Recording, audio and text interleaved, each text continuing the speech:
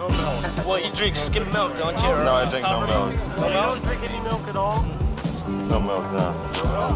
Milk is for babies. It's for babies. יש רופאים בכירים שטוענים החלב מזיק לבריאות, ויש לפרסם אזהרה מתאימה כמו שעושים בעישון הסיגריות.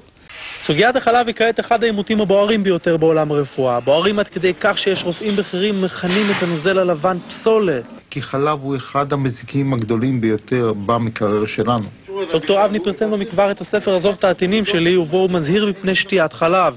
בספרו הוא מפרט כיצד גורם חלב של פרה למחלות קשות כמו סרטן וסוכרת. לא שהמקרר יהיה מלא קוטג' את כל המעדנים האלה, סלקו אותם, תזרקו אותם לגינה. זה זבל מעולה. מישהו דואג לדחוף כלכלית, כמו בדברים אחרים שאנחנו מכירים, לדחוף את מוצרי החלב לשוק.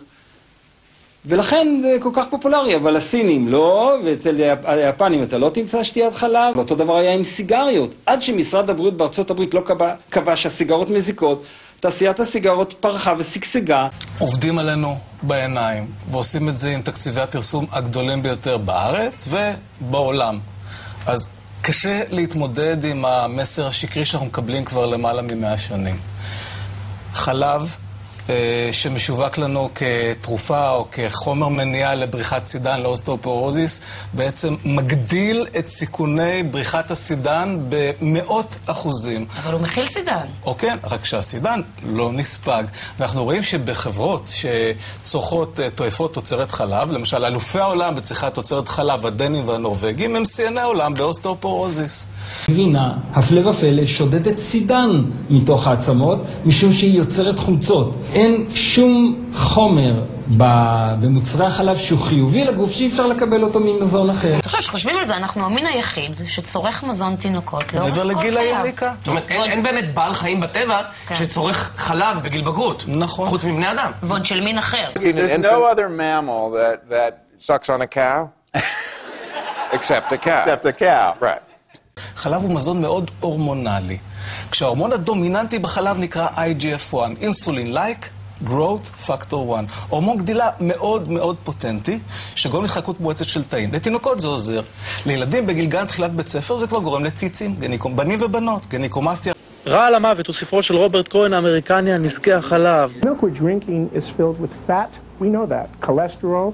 We don't know it's filled with virus, bacteria, powerful growth hormones, proteins that cause a vast array of allergies. ביולי 76 פרסמה קופת חולים כי חלב של פרה הוא אלרגן המזון הנפוץ ביותר הגורם להפרעות קשות. The number one protein in milk is casein, C-A-S-E-I-N. That's 80% of the protein in milk.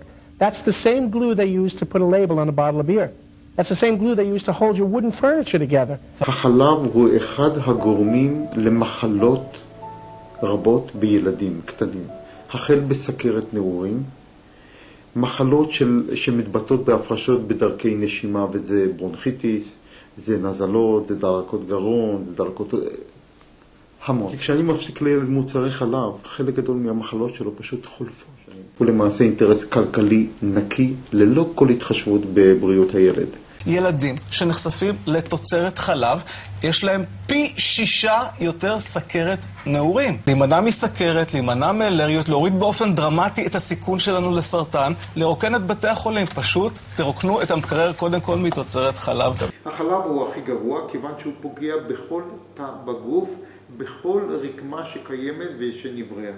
זה פוגע בשלפוחית השתן, זה פוגע באוזן, זה פוגע במערכת החיסון, זה פוגע בעין, זה פוגע במעי, אין, פוגע בעור, פוגע במוח. זאת אומרת שאין מחלה שלא תצביע עליה שבעזרת סילוק מוצרי חלב לא תביא לשיפור הקלה במידה זו או אחרת. אין. כאשר עושים מחקרים גדולים של עשרות, מאות, אלפים של חולים, וכאשר משווים ארצות ושכיחות סרטן, זה clear cut.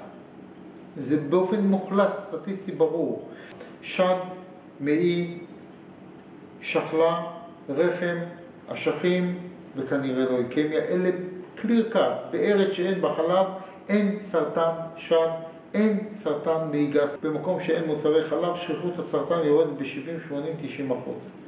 בסין, שבה אין מוצרי חלב, השכיחות של הסרטן, השד, הוא 1 ל10,000 נשים. בישראל זה 1 ל7-8.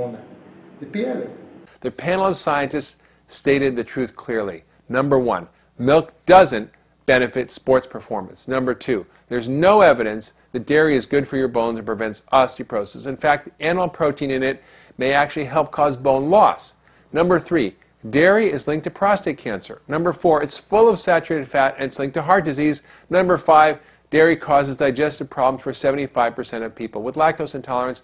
And number six, dairy aggravates irritable bowel syndrome. 120 מיליון שקל לפרסום. ברדיו, בטלוויזיה, בעיתונות, באינטרנט, בכל מקום.